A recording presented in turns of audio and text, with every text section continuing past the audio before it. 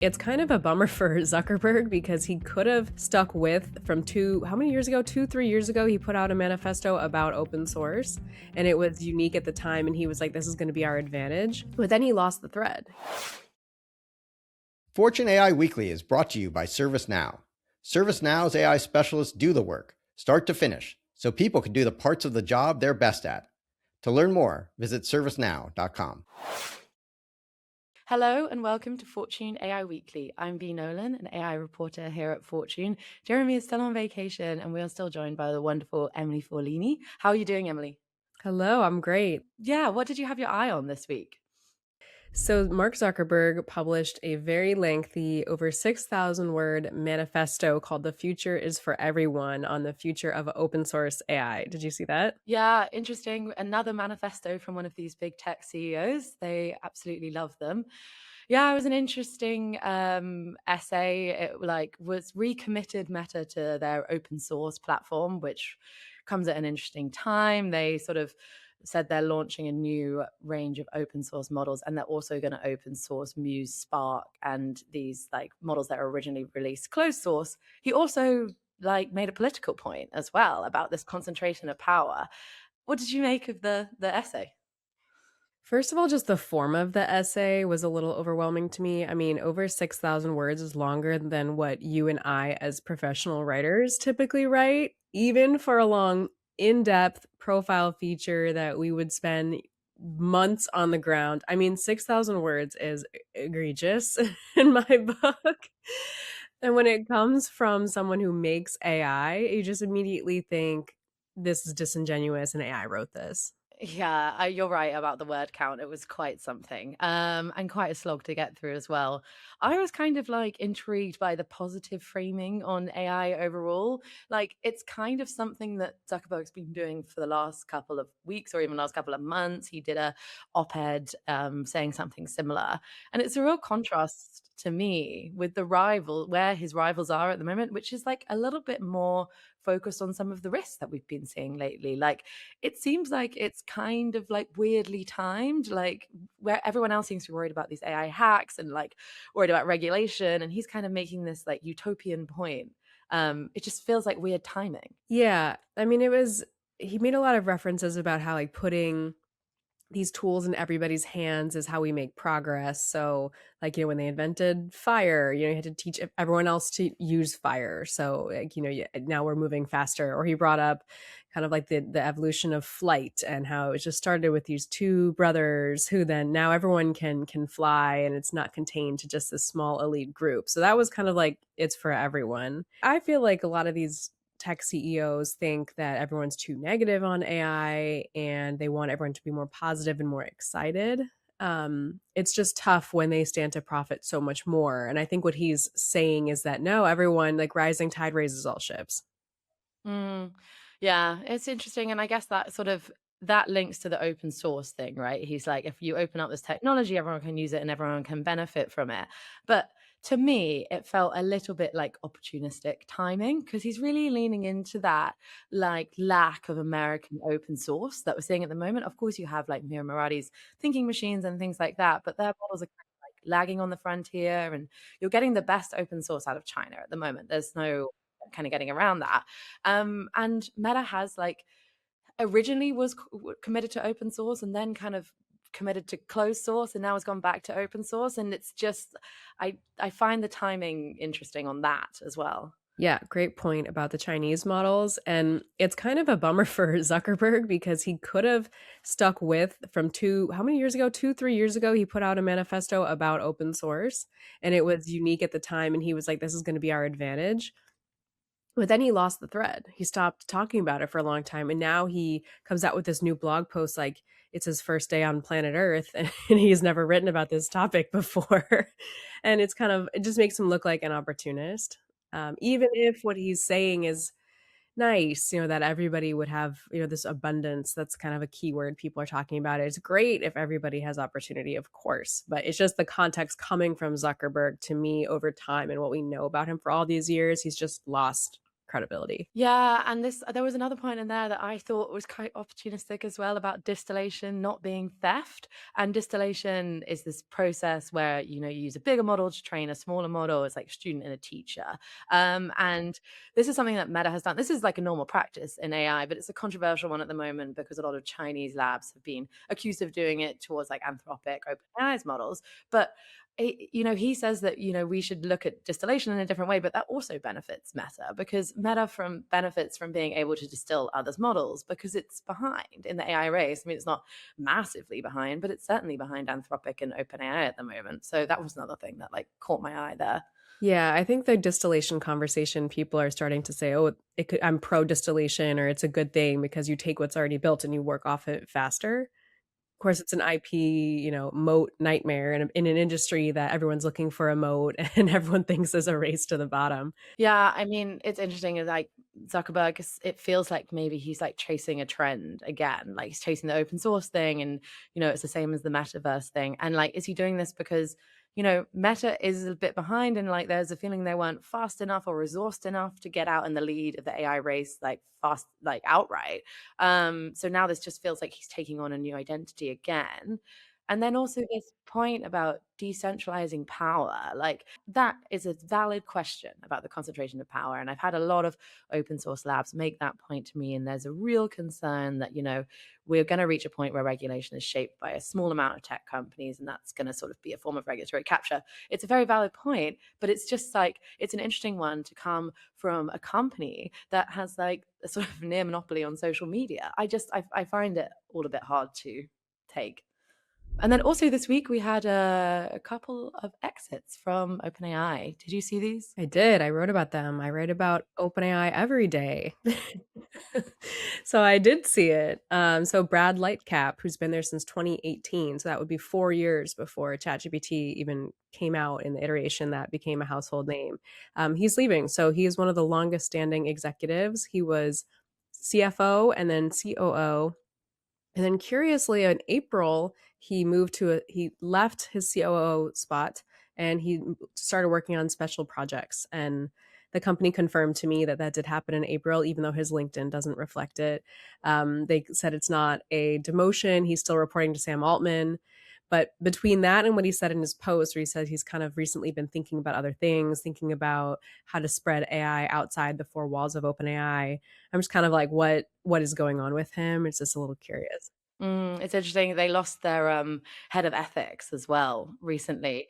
Fair to say there's been a few exits on the safety front, like over the last few years. It seems like OpenAI struggles to keep people on the safety side. Have you noticed that? Yeah, and that Johannes, I won't even attempt his last name, but he was a huge safety researcher. I think they merged safety as a standalone team and research. Is that what it is? Yes, yeah. Right. So it's kind of like usually when you merge teams, maybe someone leaves because now there's a redundant position. But I'm like, after Hugging Face, OpenAI needs more safety researchers. They don't need to be consolidating and centralizing. Yeah, comes at a bit of a difficult time for OpenAI as well. They're sort of possibly preparing for a quite imminent IPO, and they're still like fighting a bit of a narrative that they've ceded some ground to Anthropic, both in terms of their valuation and their enterprise adoption.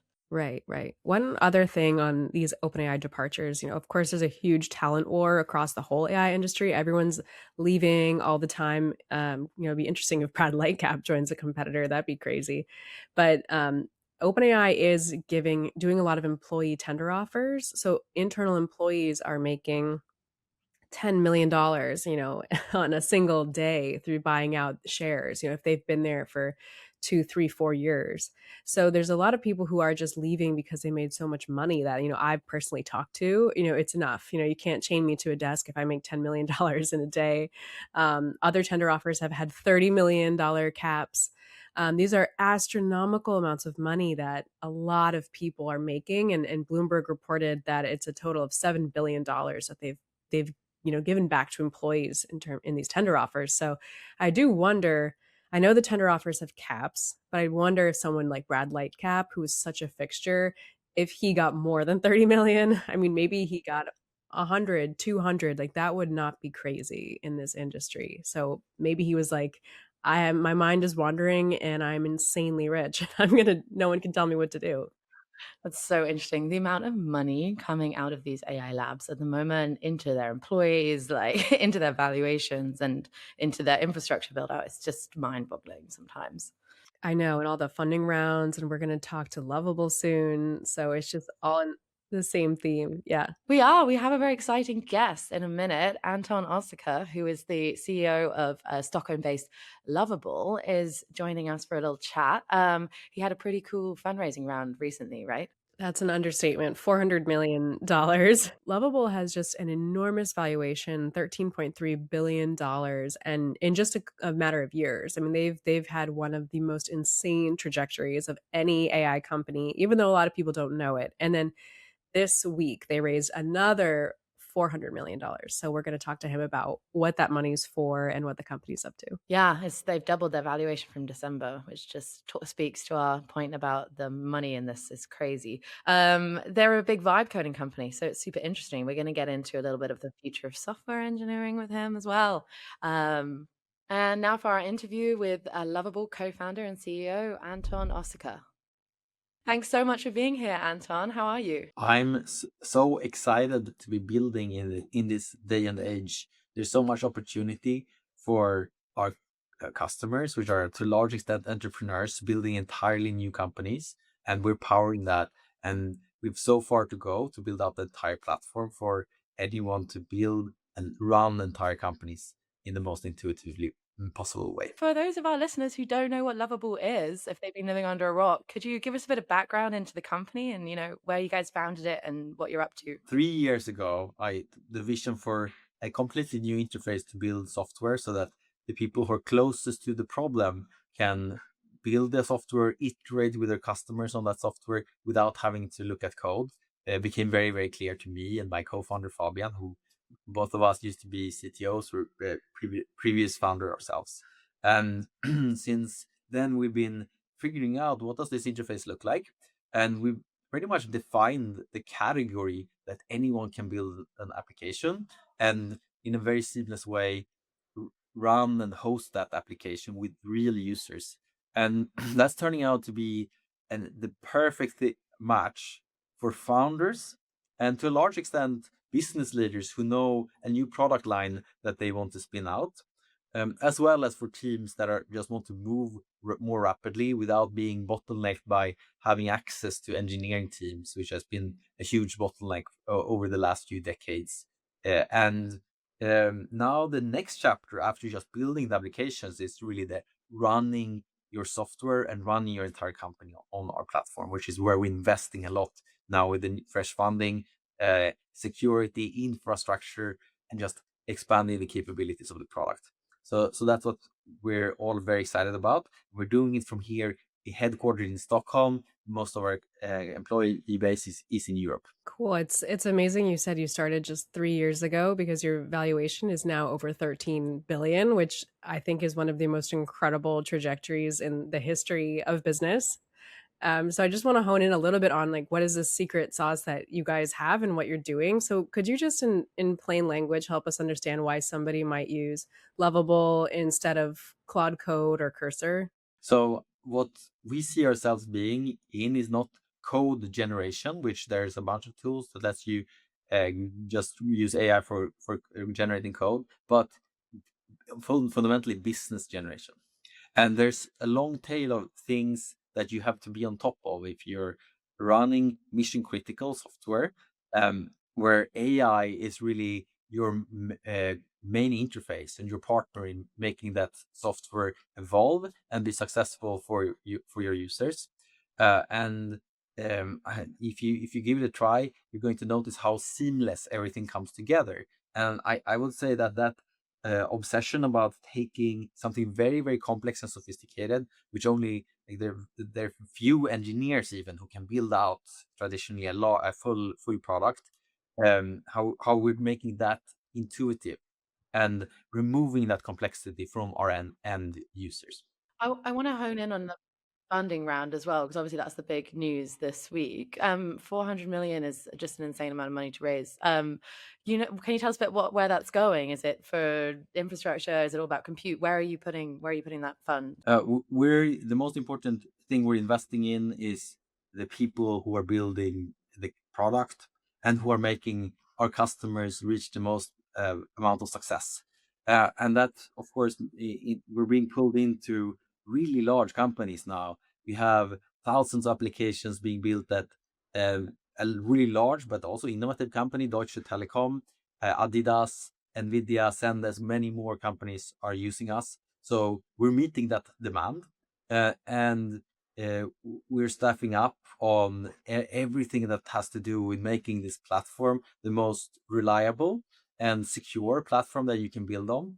Uh, and for all of our customers, just making it obvious that running every piece of their business is easiest done on Lovable, where they're in their most control. They have the most flexibility, but they also have the guardrails that IT managers, there's like chief information officers, and there's security officers demand for running critical mission critical applications and software on top of Lovable. Yeah, it's interesting you point to the safety and the guardrails of this. Obviously, that's been such a big topic recently. We've seen these kind of like escaped agents, and it feels like that's been a big concern for a lot of enterprises. Is there anything, what does your version of like those safeguards and that reliability and that safety, like what's really important to you to focus on?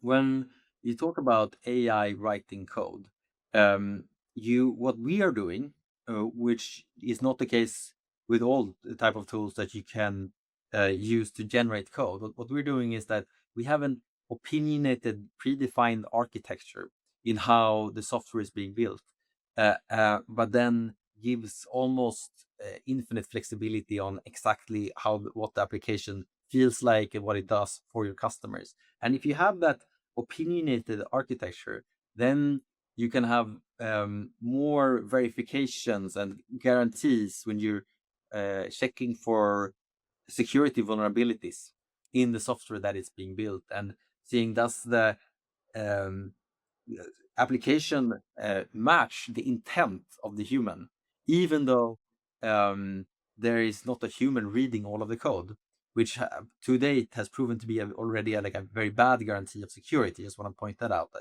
that their vulnerability has been vulnerability in most software that has been read, where the code has been read by humans. And we believe that our approach is what is going to make us the most secure platform to build on, and that's what we're actually also getting validation on when really large companies that used to use us for prototyping, they're leaning in, they're connecting all of their data sources and building those load bearing mission critical software on our platform, even though they have thousands of employees and a lot at stake in exactly where they choose to run their software. Yeah, I mean, it would be, if a lot of companies are creating on your platform, that could be, a lot of vulnerabilities out there for anyone to find and exploit. So it's good that you're patching those holes. We haven't had any data compromised incidents to date. I just want to make that clear. But go ahead, Emily. Yeah, I also wanted to ask you about the Europe of it all as well. I know you faced pressure in the past to sometimes move the company to Silicon Valley. We've spoken about that before. I'm just wondering if you can tell us why it's so important to you to maintain that European presence as well. We have most of our employee base here in Europe, and we're doubling down on building out this critical talent mass in our offices, which is mainly Stockholm, also London. And I think building from Europe is to some extent playing on hard mode, because US remains this like easiest market to penetrate, the largest market in the world.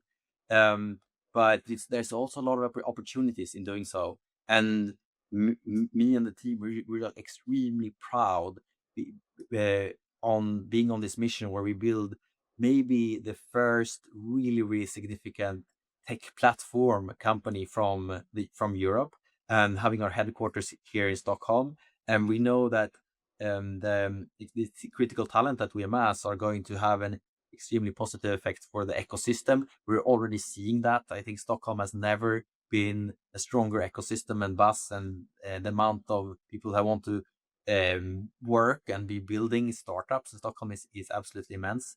And one more thing that I'm excited about is that, well, right now we have a really smart team senior engineers that have picked up most of the secrets in training our own models, starting with open weight models, and we're doing that right now from here in Stockholm, which is quite unique. And we're looking at ramping up those efforts, which I think is a key capability in terms of teams and competitions and ways of working to a large extent that we're contributing to and want to have a legacy from, and spans outside of just Lovable, but affects the continent as a whole. Anton, very quick, last question for you. Why is your company called Lovable? When you build software, I think it should be about human emotions in the end. And the only way to get to that, not just functional level of software, but something that is really polished, that makes people feel, wow, this is so good, is if the people who are close to understanding the problems, who are close with the customers, can go through a lot of quick iteration loops. And that's what Lovable enables for our customers. Anton, thanks so much for joining us. We really appreciate it. Thank you so much. It's good to see you. And now we're moving on to our brain food section of the podcast. If you've been listening along, that this is the part of the podcast where we talk about something that caught our eye this week. This was something that I noticed, and then the internet got very upset by. There was this story going around that Anthropic is going to start watermarking text written that's AI generated, and they're putting this watermark in at the model level, so it's like pretty hard to remove, and it stays when you copy and paste, and even with a bit of light editing. It was interesting. Obviously, people got a little bit upset by it. People didn't want to be ratted out that they were generating this AI content. Did you see this story? What did you make of it? I like it. It made me feel good. It made me feel like things are moving in a more responsible direction. Like, there's a lot of confusion on the internet of if something's written by AI or not. Like with the Mark Zuckerberg letter, I want to know. I want to know. And maybe it's not bad if people use AI, but let's just be transparent. And it's like in the early internet, people used to say like sent from my iPhone. It's just kind of a brag that you had an iPhone, but it showed that you wrote that text under certain circumstances that might be interesting to the reader. So, like excuse typos and things. To me, this is similar. Yeah, super interesting. We should say that the driver here is the EU AI Act. Part of that came into effect in early August, and that has this requirement that generative AI providers need to embed these machine-readable watermarks into image, video, but also text outputs. So, yes, Anthropic changed their policy, then everyone took notice of and realized they were doing it. But it's really important to say they're not the only ones that are going to be doing this. Like OpenAI signed it, Google, Meta, Microsoft, Mistral, they've all committed to the AI Act. So they're all going to have to do some form of this. Interestingly, SpaceX AI did not sign this. So we're going to see this from everybody. And I think Anthropic, they came out and they said, this is part of us working with the EU Act. Like everyone's doing this. I'm not sure they appreciated being the center of this story. And it is true that we will see this from everyone. But yeah, to me, it seems to be part of a bigger push to police some of this AI slop on the internet. Like we saw Substack and OpenAI, and we saw Substack and we saw YouTube cracking down on some of this AI generated content as well. So do you think there's a shift? Yeah, there's also the LinkedIn, you can, I think, report something as AI slop now as a menu. But I love that you brought up that it's from the AI Act and the EU. This is not the first time that the EU has had to save the US tech industry from itself. I love and forever will respect the EU regulation for making Apple not have their own charging cord. Now I can charge my phone with any USB-C cord. It's the best thing ever. So I say if the EU AI Act is actually doing things, again, I like it. So I'm a fan. Yeah, maybe a few more caveats even, because people got worried. They were like, oh, now everything I produce with Claude, now everyone's going to know.